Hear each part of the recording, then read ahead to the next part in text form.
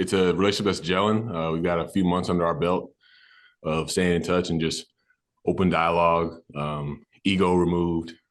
Um, we can tell each other what we're thinking, what he may want, things I've been comfortable doing and things I like doing, and find a midpoint or be able to just learn about each other. So I feel like it's paying off, and just trying to keep it going day by day and let the results take care of themselves.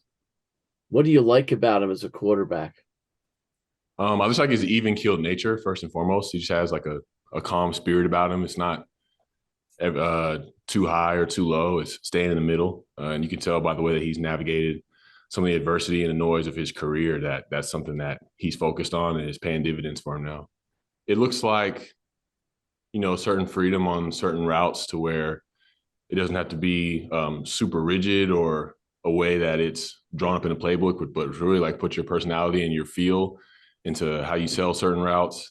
I'm coming up with ideas of concepts that he's used with tight ends in the past, and I can offer things that I've done in the past. Be like, hey, let's try this, and it's just something that where you can bounce ideas, but also know like there's a standard of being prepared and knowing what you're doing and growing your knowledge in order for you to participate in that dialogue. So I feel like it's fair. It allows me to learn, but it also allows me to have input. I mean, it's an honor for my teammates to speak of me in that way because these are guys that do it at a high level and have done it for a really long time. And I guess it's just like for my size and my weight and I guess the way that I run and the multitude of routes that I try to be able to be comfortable running. And a lot of guys don't necessarily do that, but it's just, coming in with a mindset of like, I don't want to be limited in any part of my game. Like whatever they want to line me up and run at, like I want to be able to do that and be effective at it and not just be like, oh man, I'm not really that good at that or I can't do that. I want to be able to do everything and just present myself as a viable option to the quarterback every time I run a route. Like that's really the goal. Keep it as simple as that. Like every single rep I go out there, like make myself presentable. Like if he wants to throw it there, he could throw it there and throw it to me. So that's just how I approach it. Yeah, I feel like there's just two sides to it, and there's truth on both sides. With the running back position, it's like those guys take a beating.